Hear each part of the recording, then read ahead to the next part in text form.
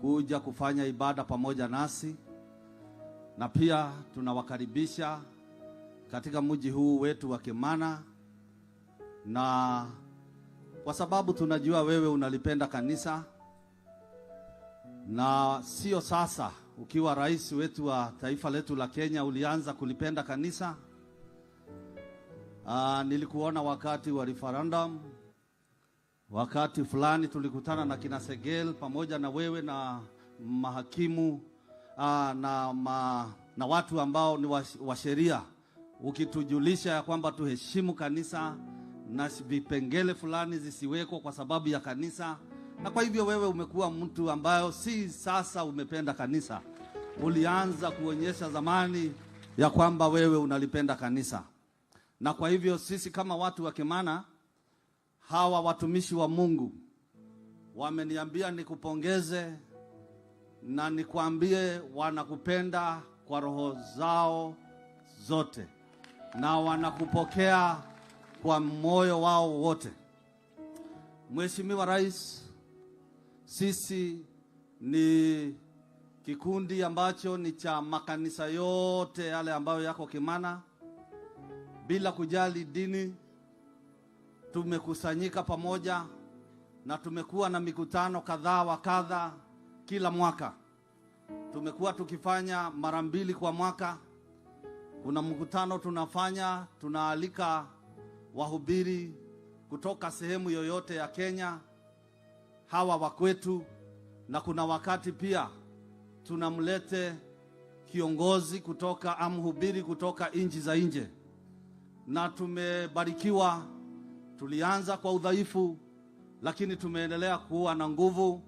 Maana mara ya kwanza tulitumia hema za magunia, tumeendelea tukaja tukaomba, tukanunua hema kidogo kidogo ambayo hata haiwezi kubeba watu 800.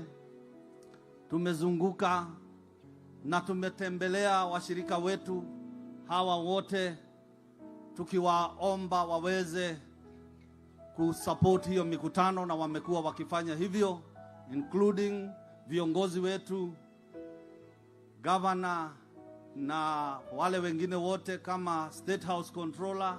Tumewasumbua tukiwaomba watu support, na wametusupport mpaka mahali tumefika. Mheshimiwa Rais, sisi tulitamani kama fellowship kukuona mapema ili hata utusaidie na kahema. Na wakati ule tulitaka kukufuata, ulikuwa makamu wa rais. Na kwa sababu Mungu ni Mungu, ameweka njia leo. Usije hapa ukiwa hustler, uje hapa ukiwa rais wa Kenya ndio utupatie mkate mkubwa, kwa sababu tungekupata ukiwa naibu wa rais. Wakati ule ulikuwa hustler kama sisi, lakini sasa tunaamini ya kwamba wewe ni namba 1 Kenya, na kwa hivyo si hustler tena. Neno hustler haitatamkwa tena kwako. Na tuko hapa Rais kukupongeza kwa sababu wewe unapenda kanisa. Na tunashangaa tukiona viongozi wengine wa kanisa ama wa dini wakikashifu ile kazi unafanya kanisani. Sisi tunashangaa kwa sababu maandiko inasema vizuri sana, kama watu watakataa kumtolea Mungu, Mungu atakausha anga yetu na haitanyesha tena. Na kwa sababu wewe umekuwa ukituongoza kutoa sadaka na dhabihu na kujenga makanisa, bila shaka taifa letu litapona, na taifa letu limepona. Niko hapa hata nikosoe hao wengine ambao wanaongea kinyume cha sadaka katika nyumba ya Mungu. Sisi watu wa Kimana na wa Loitoktok kwa jumla, tunaomba wale watakaorudisha sadaka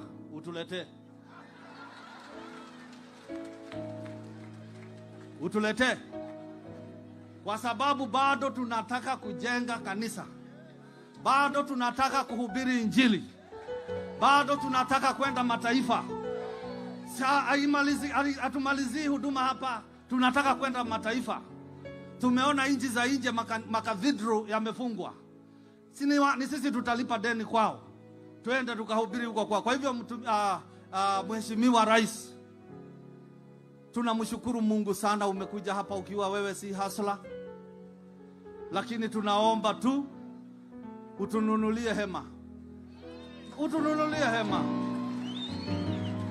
Na ukinunua hema hapa, Mheshimiwa Rais, umeokoa hawa watu wote, pamoja gavana, pamoja nani, maana tumekuwa kila mwaka lazima tuende kwao kutafuta vile tutapata hema, na tumefanya juhudi, lakini wamesupport mikutano yetu kwa hali na mali, lakini hatujafikia kununua hema. Kila mwaka mara 2 tumekuwa tukienda Nairobi kutafuta hema, wakati mwingine tunaenda Thika, na imekuwa ikitugharimu pesa mingi sana. Hawa washirika wetu tunawashukuru sana kwa sababu pia hawajatoroka kanisani, wameendelea kuvumilia. Lakini sasa leo kwa sababu tumepata baba wa taifa, situombe mkate. Situombe mkate. Haleluya. Kwa sababu baba ako hapa, situombe mkate. Lakini hatutaomba ile mkate ya dukani, tunaomba ile kitu kitatusaidia ili tuwafikia watu wengi katika maeneo haya ya Loitoktok.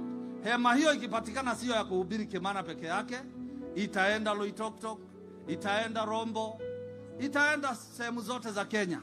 Na kwa sababu itaenda, si mheshimiwa, unajua hema ikibebwa inabebwa na lori. Si unajua inabebwa na lori? Si inabebwa na lori? La unajua kama kanisa sisi tunajivunia wewe kama baba. Maana nimekuambia mahali tulianzana na wewe wakati wa referendum, na ulitetea kanisa na ulisimama na kanisa, na mpaka leo hujakosa kusimama na kanisa. Mimi ningesema hivi wapendwa, kama kanisa sadaka imetutoa mbali na tunaenda mbali kwa sababu tumemjua Mungu. Hauwezi kumpenda Mungu kwa akili na roho na ukose kumpenda Mungu kwa nguvu zako zote. Kwa hivyo tunaomba ya kwamba wale wanaozungumza kinyume sadaka waje hapa Kimana, watufungulie maandiko, watuonyeshe ni wapi ni makosa mtu yoyote kutoa sadaka katika nyumba ya Mungu. Kwa sababu kila mtu ana haki ya kuingia katika nyumba ya Mungu na kutoa sadaka. Na Yesu mwenyewe alipenda sana sadaka, hakukaa mbali na kikapu. Ndio sababu alikaa karibu, akaona mwanamke aliyetoa pesa kidogo na wale wengine wakarudisha kwa mifuko. Kwa hivyo kama Yesu aliangalia hiyo mfuko, sadaka ni ya maana sana. Si Mungu wa mbinguni awabariki. Na Mheshimiwa Rais wetu wa Kenya, ujue kuna watu wako nyuma yako kama kanisa la Kimana, pamoja na viongozi wetu, pamoja na wote ambao wamehusika kupanga hii mkutano. Mheshimiwa Kato ametuunganisha haraka na tukawa na nafasi nzuri ya kukuongojea. Tunashukuru sana. Mungu awabariki, Mungu awatende mema na aendelee kuwainua. Amen.